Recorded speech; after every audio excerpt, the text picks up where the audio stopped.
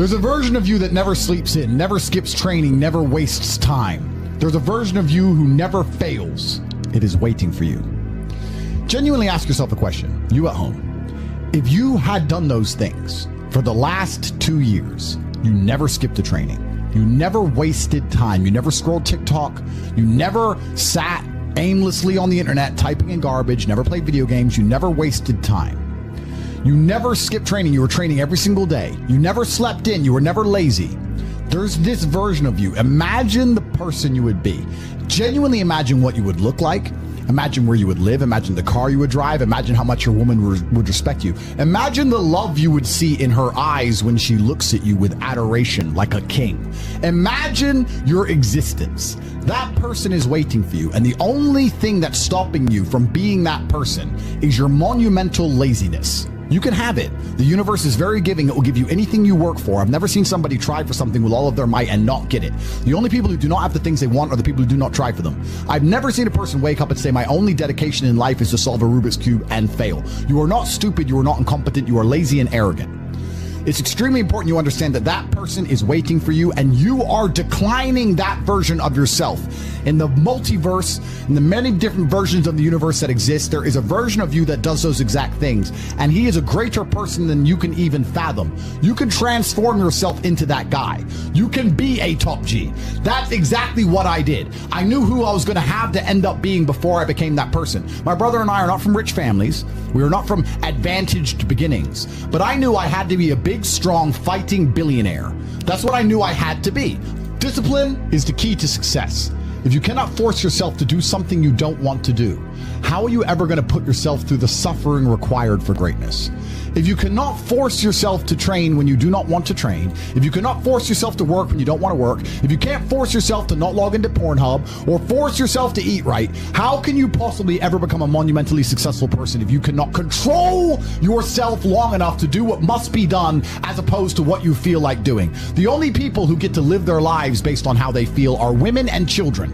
Children can cry because they feel like crying, as can a woman. A woman can start an argument because she feels like arguing, as can a child. A man must do what he is supposed to do irregardless of how he feels. That is the key component to masculinity, is discipline. If you do not have the discipline to dedicate yourself to anything, you are going to fail and be crushed by the people who can. If you only go to the gym when you feel like going to the gym, you're never going to be as strong as the people who go to the gym when they don't feel like going to the gym. That is a reality of life. So, I train every single day. I've actually heard from some people saying, you overtrain. And I explained to them, one, I don't believe in rest. I'm not you. I'm not pussy, and I'm not broke like you are, Mr. Fitness Trainer, standing around the gym teaching people for $50 an hour. I don't need to listen to you. Secondly, I don't train because I want to get bigger. I train every day because it is difficult to train every day. It hurts. I don't want to. I wake up and I'm busy. I have other things to do. I don't feel like doing it, so I force myself to do it 7 days a week, 365 days a year, so that I know I'm the kind of person who can do what he doesn't want to do when it needs to be done. I am that man, and it's more of a mental exercise than a physical exercise at this point. How can you ever outcompete me if I can force myself to do the things I don't want to do and you cannot? Discipline is absolutely essential for success, and you need to get very comfortable and very used to the idea of understanding that on your path to greatness, there are going to be long periods of time where you hate what you are doing, where you are dissatisfied with the actions you must undertake, where you are tired, where you are stressed. That is why it is difficult. That is why most people won't make it. If the path was easy, everybody would walk it and it would lead nowhere. 100 people start the path, 99 fall off because it is difficult, and the one person who makes it to the end gets the gold. If all 100 made it to the end and the gold was divided by 100, it wouldn't even be worth anything. The difficulty gives it value. The fact that it is difficult to do is the key component into the fact you want it in the first place. If it wasn't difficult, everyone would have it and you wouldn't want it because no one would respect it. It's supposed to be hard. Life is supposed to be hard. You're supposed to think this is terrible. You're supposed to suffer and smile through the pain regardless. Discipline is the key to success in all realms as a man. And if you lack it, you stand no chance. You can give most people a roadmap to success. You can give them a Ferrari with a full tank of gas, and a lot of people still wouldn't make the destination because they would say the drive is too far away. Quitters, they don't have the discipline. You can tell them exactly how to do it. You can give them the mechanism to get there, but they don't have the discipline to complete the drive and end up at the destination. That is the majority of Earth. This is your competition. People who, even if they are told what to do and people tell them exactly how to do it and help them do it, still quit, still fail because they lack discipline. Even me, with my monumental powers, I can't make a quitter successful. It doesn't matter how good I am. It doesn't matter how easily I make it for them to succeed. It doesn't matter how compendious and concise and powerful the real world is. It doesn't matter how much I text them and motivate them, how many emergency meetings I do to try and talk to them and hype them up, how much motivation I give them. It doesn't matter what I do. If they are a quitter, guess what they're going to do? They're going to quit. No matter how simple the map is to read, no matter how fast the Ferrari is, somewhere along the drive, the sun's going to get in their eyes, and they're going to sit there and go, I don't like this, this is hard, and they're going to quit.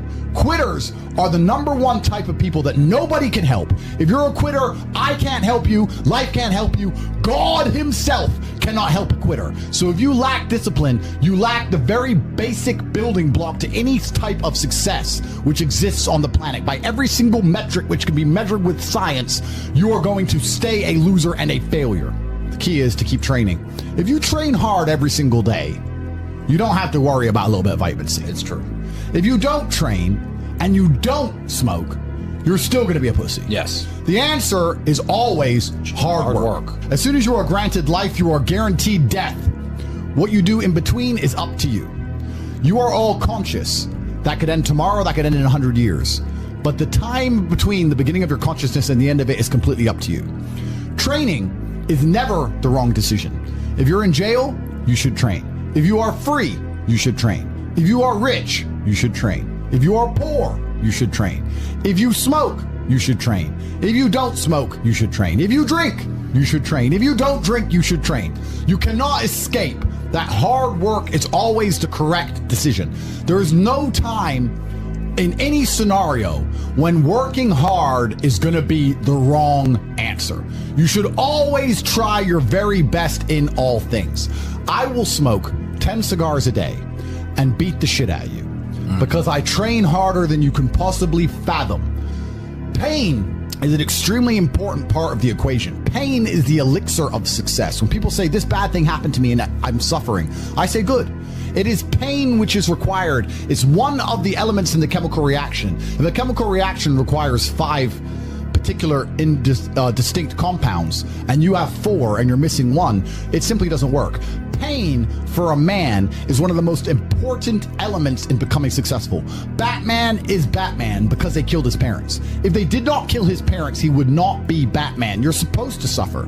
You're supposed to take that pain. The worst thing that can happen to you as a man is you live a life with no pain in it. To be born into a rich family and have a nice easy life and be given money and you don't have to go to the gym and not have to train because you have bodyguards and sit around like a fuck up. You're going to be miserable and unhappy and a drug addict buying prostitutes. You're only going to have women who adore you. You're only going to feel confident in yourself and feel happy when you've been through hell and come out the other side. The pain is required, and you'll often notice that people who are better than you are people who have suffered more than you have suffered.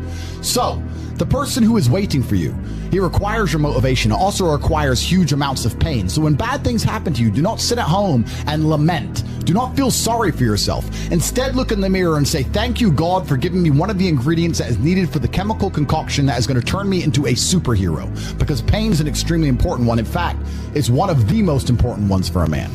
Everything is war. All of it. Sitting in the commute without losing your patience is war. Trying to find a way to escape your slave job is war. Keeping your wife happy and your children inspired is war. Training to become stronger than before is war. It is all war, and it cannot be avoided. And I'll tell you why it's war. Because war is 2 opposing sides trying to achieve the same goal. 2 opposing sides want the same land or the same influence over X land. And the car you want, the Ferrari, you're not the only person who wants it. The reason it's so expensive is because others people want it. The girl you want, the beautiful woman, Everyone wants her. It is war. It is competition. Everything about life as a man is war. It is conflict because you are competing against the other men who want it the same, which is why discipline is such an important thing, which is why you must take the pain and add it to the concoction to become as formidable as possible. Life is war. This idea that you can go through life as a man and avoid war is probably the biggest mistake that most men make, because it is impossible for you to achieve anything significant without war. Running a business is war. Running a hotel, running a restaurant, running an online company, it's war. Training is war. Life as a man is war. You need to wake up and view it exactly as what it is. Everything I want, other people want. Everything I desire, other men are trying to get. This is a war and I must outcompete them. That is the best possible mental model you can have. Even in jail, it was a war for who could stay most calm, a war who could control their mind the best, a war for who could suffer the least. That is war. I was surrounded by people who lost their minds and I refused. It was a battle and I was successful. Life in and of itself as a man is a never-ending struggle and a never-ending battle. It is the constant of the human condition. Evolution requires pain.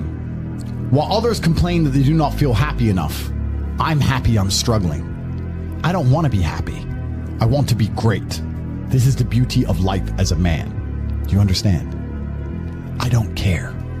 I'm happy to be struggling. I wanted to fight. You wanted to win. I wanted to fight. That's the difference. You're concerned with winning. I wanted to just fight. And we're fighting. That is the beauty of life as a man, to be great. If you concern yourself only with being happy, you are once again acting like a female or a child.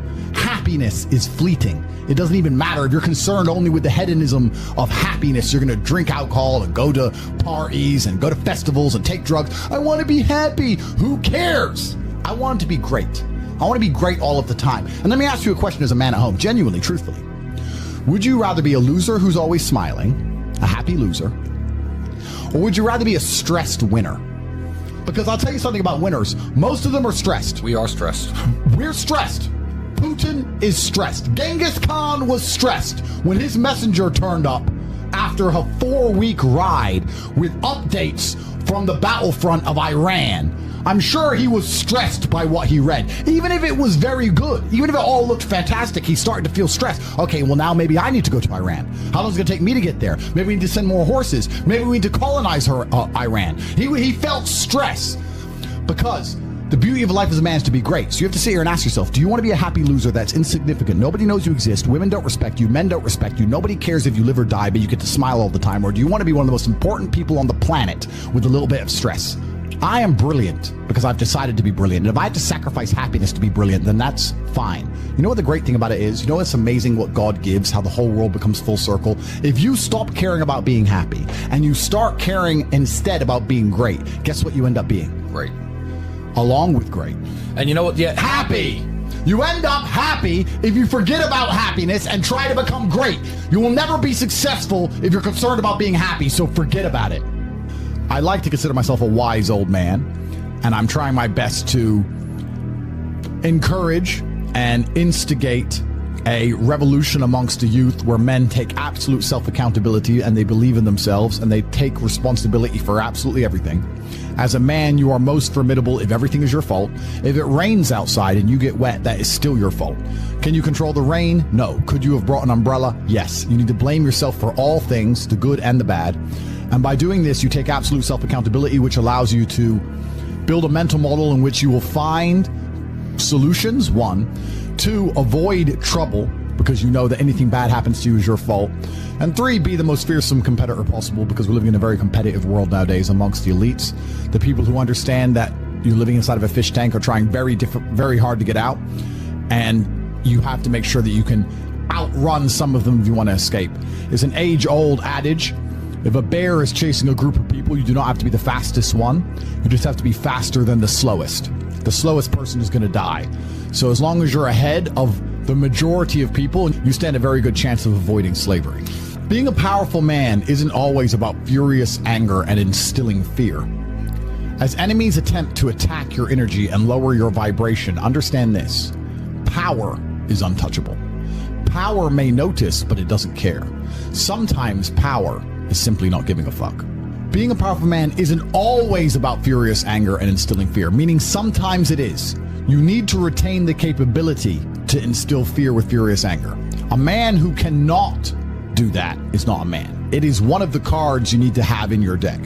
However, more often than not, when you're in a true position of power, you will play the alternate card, which I'm describing here, as simply not caring. How can you not give a fuck about things? So I'll tell you how.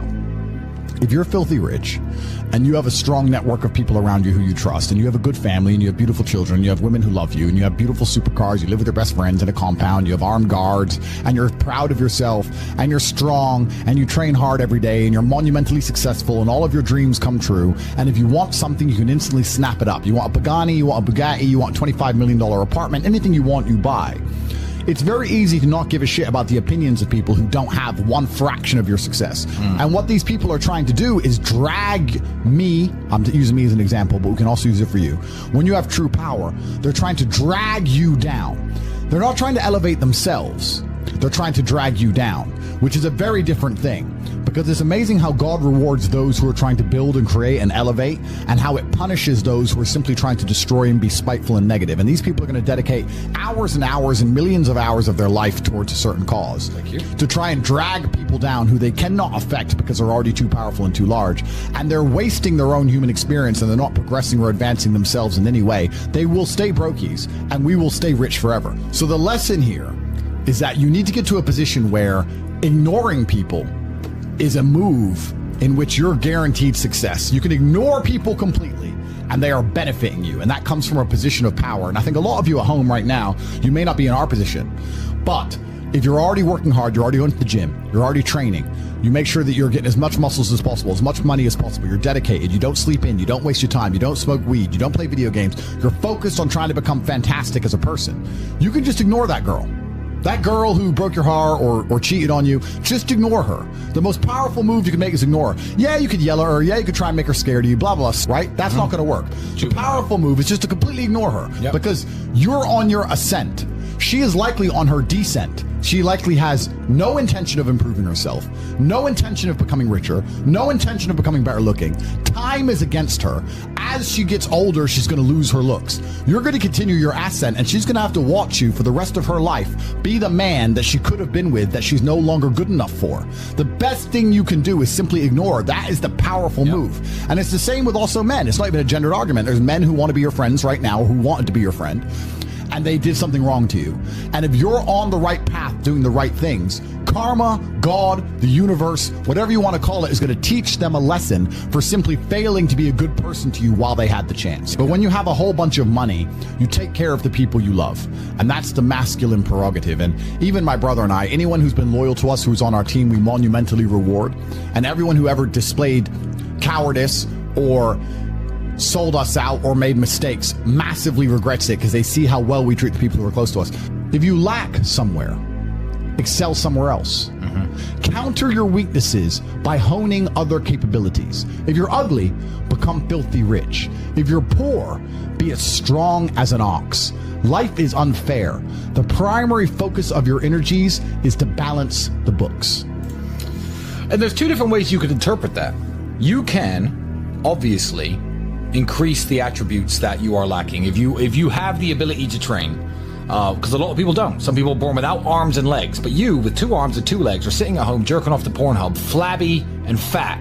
If you have the ability to train, you should be doing it. But also, there are some things that some people are just better at, and you can counteract that problem by teaming up with people who compensate for your weaknesses. People who are strong in areas where you are weak, and you team up with people where you are strong in areas where they are weak. I don't think between the people in this house and our group of friends, we lack anything. Correct. Anything. Correct. Literally anything. We can sit as a group and have a conversation about anything with anyone in the world and give useful insight and change people's lives for the better, because although I am not perfect, our team compensates one for each other. And that's the point of brotherhood. So excel in one area if you lack in others. I have people say to me, Andrew, I'm short. What do I do? I'm short. Okay, God made you short. Fine. Good. Doesn't matter. You can't change it. What you can do is become as strong as an ox and become filthy rich and monumentally important and extremely influential. You can do that. People say, I'm poor. You should be strong. Oh, I'm strong, but I don't have any money. Okay, then teach others to be strong. Yes. There's always a way you can take your advantages and use them. And by teaming up with other men, other people, you can build a team in which there are no weaknesses. So if you have a disadvantage, you also have somewhere God has given you a distinct advantage over others. And it is your duty to excel in that realm. It is your duty to become so monumentally influential and powerful within that specific criteria in which you have the capability to be brilliant, that your weaknesses no longer appear, because they can be simply overshadowed by your network or overshadowed by your absolute competence. By constructing the correct mindset, you can be in the exact same scenario you're currently in, living the exact same life with a different mental model in which you view the world, and you will not only feel more powerful, you will be more powerful, you'll achieve more amazing things, you will be greater, you will be happier with the same car, the same woman, the same house, the same income, the same everything, but your mind changes the lens in which you view the world. Lenses change things. Rose-tinted glasses, perhaps dark glasses. You can put glasses on, change the lens, and you can view the world differently by changing how your mind is constructed and put together and the way you view the world. That is the point of mental Aikido.